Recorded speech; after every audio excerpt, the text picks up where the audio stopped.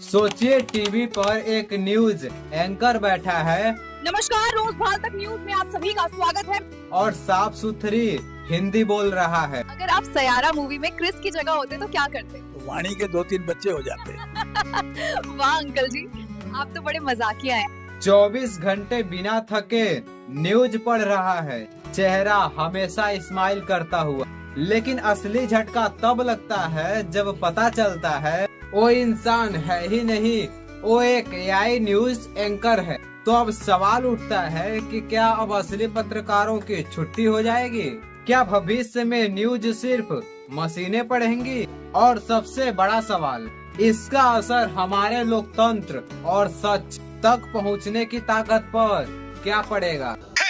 Shailesh explain, सच की बात साफ कहानी। शैलेश एक्सप्लेन, वेन्यू से बच जाओ, सच को पहचान लो, इंडिया की real change. Shailesh explain, Shailesh explain, देश को समझा दे। शैलेश एक्सप्लेन, सच। Rise of AI news anchor.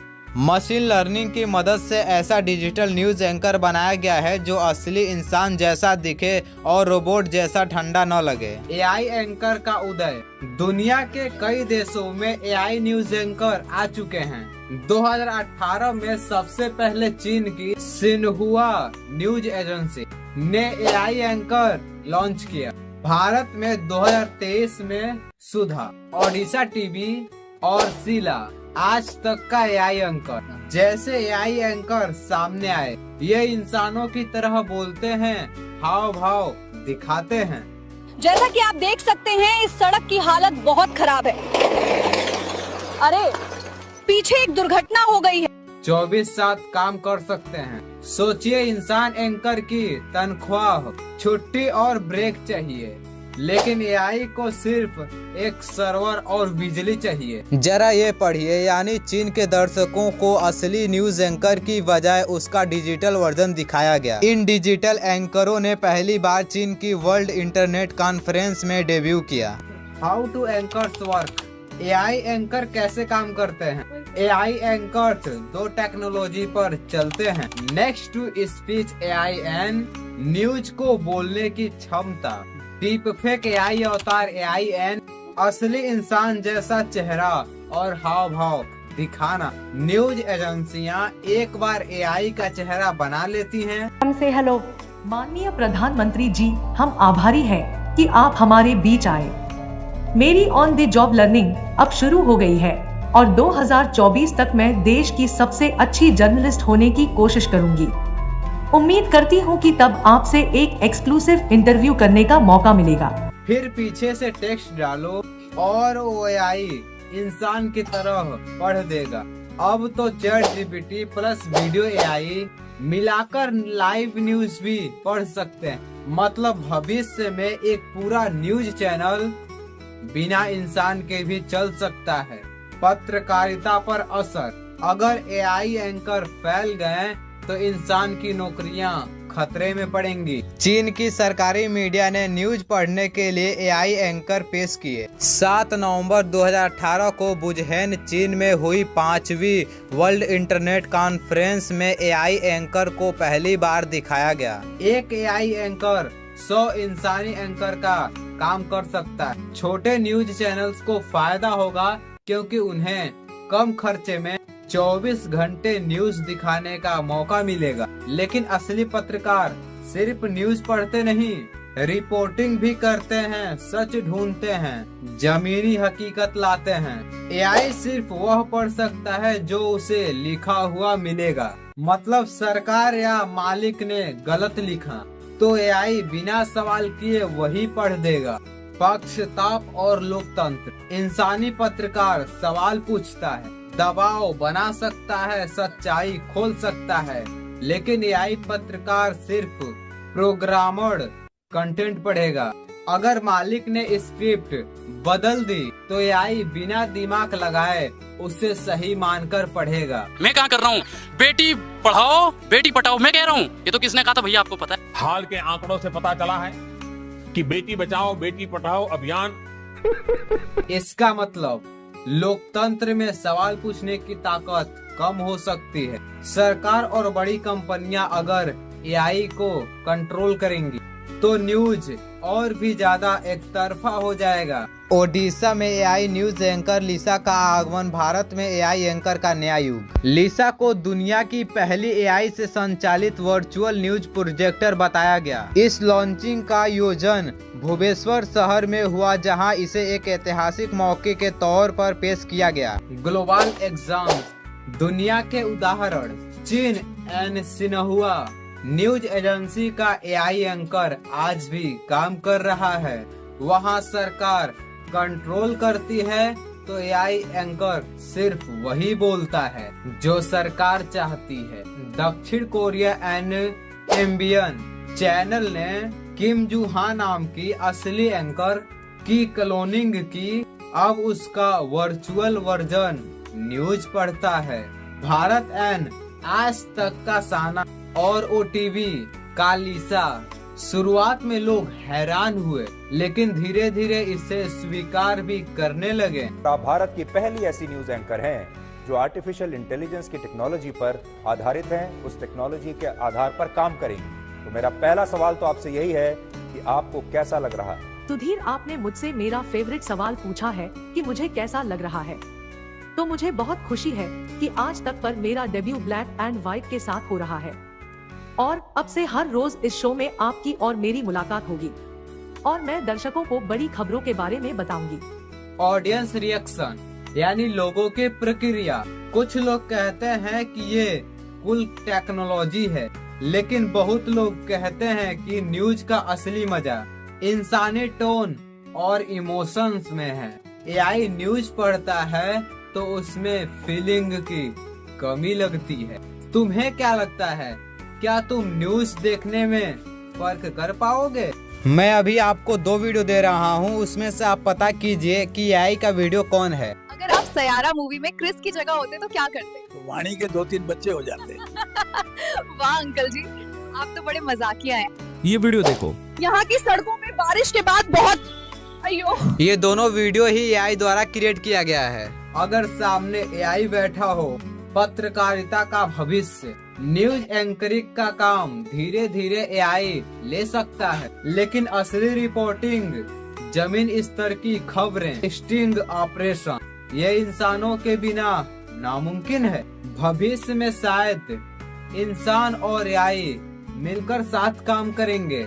इंसान एंड ग्राउंड रिपोर्टिंग, सवाल पूछना, एआई एंड न्यूज पढ़ना, डेटा एनालिसिस 24/7 अपडेट देगा। रिस्क एंड चैलेंजेस, खतरे की चुनौतियां, fake news and AI anchor अगर गलत स्क्रिप्ट पढ़ दें तो लोग मान लेंगे क्योंकि चेहरा असली लगता है। डीप फेक डेंजर एंड कोई भी नेता या सेलिब्रिटी की नकली वीडियो बन सकती है। ट्रस्ट इश्यूज एंड लोग न्यूज पर भरोसा करना छोड़ सकते हैं। सोल्यूशन एंड बैलेंस, समाधान और संतुलन, हमें एआई को टूल्स की तरह इस्तेमाल करना चाहिए, रिप्लेसमेंट की तरह नहीं। सरकार और मीडिया को मिलाकर नियम बनाने होंगे। There are sharks in the streets. Oh my God. ताकि एआई का गलत इस्तेमाल न हो। लोगों को भी समझना होगा कि न्यूज देखते वक्त सवाल पूछना जरूरी है, चाहे एंकर इंसान हो या एआई। तो दोस्तों, एआई एंकर अब हकीकत बन चुके हैं। ये सस्ता है, तेज है और 24 घंटे काम करता है। लेकिन याद रखिए, न्यूज सिर्फ पढ़ना ही नहीं बल्कि सच ढूंढना भी होता है। अगर सब कुछ मशीनें कर लेंगी तो असली सवाल पूछने वाला कौन बचेगा? अब मैं आपसे पूछता हूँ, क्या आपको लगता है कि एआई एंकर इंसानों से बेहतर हैं या फिर असली पत्रकारों की जगह कोई नहीं ले सकता? अपना आपका वोट असली में आप खुद डालते हैं या फिर आपके फोन में चल रहे पोस्ट, वीडियो और मीम्स डालते हैं? सोचिए, एक वायरल पोस्ट एक इमोशनल वीडियो और पूरा इलाका एक ही पार्टी के सपोर्ट में। क्या सोशल मीडिया सच में चुनाव के नतीजे बदल सकता है? आज हम इसी पर बात करेंगे। दोस्तों, सोशल मीडिया अब सिर्फ टाइम पास का जरिया नहीं है, बल्कि ये राजनीति का सबसे बड़ा हथियार बन चुका है। चुनाव आने से पहले व्हाट्सएप ग्रुप में मैसेज, ट्विटर पर हैशटैग और यूट्यूब पर पॉलिटिक्स वीडियो, ये सब आपकी सोच को धीरे धीरे बदल सकते हैं। ऑक्सफोर्ड की रिपोर्ट कहती है कि राजनीतिक दलों द्वारा सोशल मीडिया को इस तरह से मैनिपुलेट किया जा रहा है कि ये एक इंडस्ट्री केवल की समस्या बन गई है। सोशल मीडिया का असर। सोशल मीडिया कैसे वोटर्स को प्रभावित करता है? 2019 के लोकसभा चुनाव में सिर्फ फेसबुक पर 1,80,000 से ज्यादा पॉलिटिक्स एड्स चलाए गए थे। व्हाट्सएप के जरिए करोड़ों मैसेज भेजे गए, जिनमें से कई फेक निकले। ट्विटर पर चौकीदार चोर है और मैन भी चौकीदार जैसे ट्रेंड्स ने पूरे चुनाव को सोशल मीडिया वार में बदल दिया। मतलब आपकी टाइमलाइन ही आपकी सोच बना रही है। सोशल मीडिया के जरिए पब्लिक गोपनीय को मैनिपुलेट करना अब पूरी दुनिया के डेमोक्रेसी के लिए खतरा बनता जा रहा है। फेक न्यूज और propaganda. Fake news, fake votes, सबसे खतरनाक हिस्सा है फेक न्यूज। सोचिए, कोई झूठी खबर वायरल हो जाए, जैसे कि किसी नेता के बारे में गलत आरोप या किसी समुदाय के खिलाफ भड़काऊ पोस्ट। लोग बिना चेक किए उसे शेयर कर देते हैं और नफरत फैल जाती है। इलेक्शन कमीशन ने कई बार कहा कि फेक न्यूज चुनाव को प्रभावित कर सकती है, यानी आपका वोट सच पर नहीं बल्कि झूठ पर भी जा सकता है। क्या करें? स्मार्ट वोटर बनो। तो सोल्यूशन क्या है? फैक्ट चेक करो कोई भी खबर शेयर करने से पहले। एआई न्यूज या PIB फैक्ट चेक पर देखो, कई सोर्स पढ़ो, सिर्फ एक व्हाट्सएप मैसेज पर भरोसा मत करो। पेड एड्स पहचानो। फेसबुक और यूट्यूब पर जो स्पॉन्सर्ड पोस्ट दिखती है वो असली न्यूज नहीं है, वो पेड प्रोपेगेंडा हो सकता है। इमोशन में मत बहो, गुस्से या डर में आकर वोटिंग डिसीजन मत लो। याद रखो, आपकी वोट आपकी ताकत है। तो दोस्तों, चुनाव से पहले अपने फोन पर आने वाली हर खबर को अच्छे से जांचें। सोशल मीडिया का इस्तेमाल समझदारी से करो, वरना आप किसी और की गेम की हिस्सा बन जाओगे।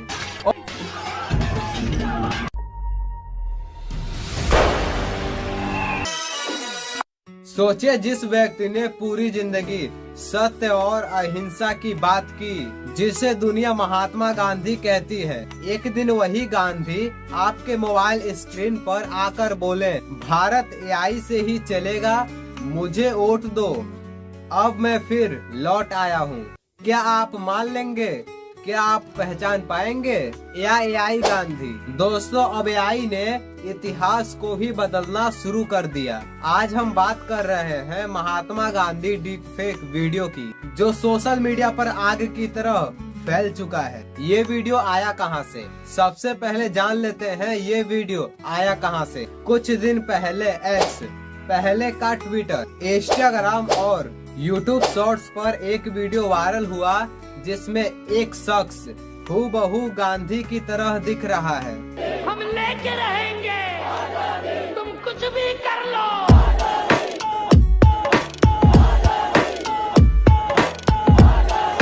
वही चश्मा, वही टोपी, वही आवाज, और कह रहा है, AI के जरिए मैं फिर लौटा हूँ। अब मैं नया रास्ता दिखाऊंगा। लोग हैरान हो गए। कुछ ने इसे चमत्कार कहा, कुछ ने इसे गांधी का आध्यात्मिक पुनर्जन्म मान लिया। लेकिन सच्चाई क्या है? ये एक डीप फेक वीडियो था जो AI द्वारा तैयार किया गया था। डीप फेक क्या होता है? डीप फेक एक ऐसी तकनीकी है जिसमें किसी भी इंसान के चेहरे, हाव भाव और आवाज को हूबहू कॉपी किया जा सकता है। AI एल्गोरिथम लाखों फोटो और वीडियो देखकर उस इंसान का चेहरा और बोलने का तरीका सीख लेते हैं। फिर उस चेहरे को किसी और के शरीर पर लगाकर ऐसा वीडियो बनाते हैं जो एकदम असली लगता है। यानी गांधी जी के हजारों वीडियो से उनका चेहरा और आवाज ले ले तो एआई उनका नया वीडियो बना सकता है। These guys are hella salty. Get it? Salty. Because I'm doing the salt march. जिसमें वो कुछ भी बोल सकते हैं, यहाँ तक कि आप गांधी से कह सकते हो मैं राहुल गांधी को सपोर्ट करता हूँ या बीजेपी देश का भला कर रही है, और एआई उसे वैसा ही बना देगा। नमस्ते दोस्तों, दिन में डेमोक्रेसी, रात में बापू क्रेजी। गांधी का डीप फेक किसने बनाया? अभी तक इस वीडियो को किसने बनाया इसका कोई प्रमुख सबूत नहीं है, लेकिन कुछ रिपोर्ट के मुताबिक ये वीडियो मशीन लर्निंग मॉडल द्वारा बनाया गया है, जिसमें मिड जर्नी 11 लैब्स जैसे टेक्नोलॉजी का इस्तेमाल किया गया है। कुछ टेलीग्राम चैनल्स पर If you were to engage in a protest today, what modern day cause would it be for?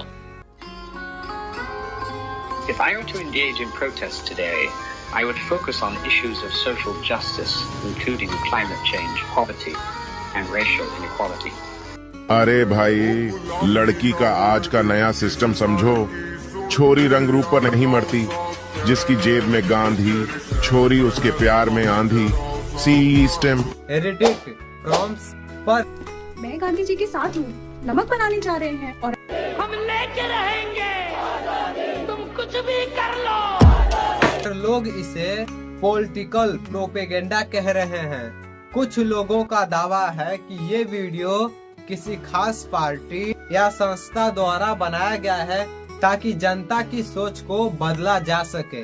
क्या ये कानूनी है? भारत में फिलहाल डीप फेक पर सीधा पाबंदी नहीं है। इंफॉर्मेशन टेक्नोलॉजी एक्ट में फेक नकली चेहरा चुनाव लड़ रहे होंगे। सोचिए कोई आपके लिए गांधी के आवाज में बोले, इस बार मोदी को मत देना, मैं कह रहा हूँ, तो क्या हर वोटर समझ पाएगा कि ये नकली है? डीप फेक का खतरा कितना बढ़ा है? डीप फेक का सबसे बड़ा खतरा ये है कि पहले मैं भी ऐसी बकचोदी करता था, फिर क्या गोडसे ने गोली मार दी। ये विश्वास की हत्या करता है। ये इतिहास और वर्तमान को मिलावट से भर देगा। यह फेक न्यूज को ताकतवर बना देता है। आज गांधी बोल रहे हैं, कल अंबेडकर, सरदार पटेल, नेहरू भी बोल सकते हैं और कुछ ऐसा कह सकते हैं जो उन्होंने कभी कहा ही नहीं। इससे इतिहास, राजनीतिक, समाज तीनों में खतरा है। लोग इस पर कैसे रिएक्ट कर रहे हैं? यूट्यूब और इंस्टाग्राम पर दो तरह के रिएक्शन आए। वाह गांधी वापस आ गए। बहुत सारे लोग इस डीप फेक को सच मान लिए और वीडियो आदर से देखा। उन्होंने कमेंट में लिखा, गांधी जी का संदेश आज भी जिंदा है, ये धोखा है, बंद करो इसे। कुछ लोगों ने तुरंत पहचान लिया कि ये डीप फेक है और इसे गलत दिशा में ले जाने वाला हथियार कहा। कल्पना कीजिए 2029 का चुनाव। अब एक भयानक कल्पना कीजिए। 2029 के चुनाव से कुछ दिन पहले व्हाट्सएप पर एक वीडियो वायरल होता है। डॉक्टर अंबेडकर साहब जी कह रहे हैं, इस बार चंद्रशेखर को वोट दो, वही दलित का नेता है। या फिर स्वामी विवेकानंद की एआई आवाज में आता है, मोदी ही भारत का भाग्य है। अब बताइए आम लोग कैसे पहचानेंगे कि ये असली है या नकली? इसका समाधान क्या है?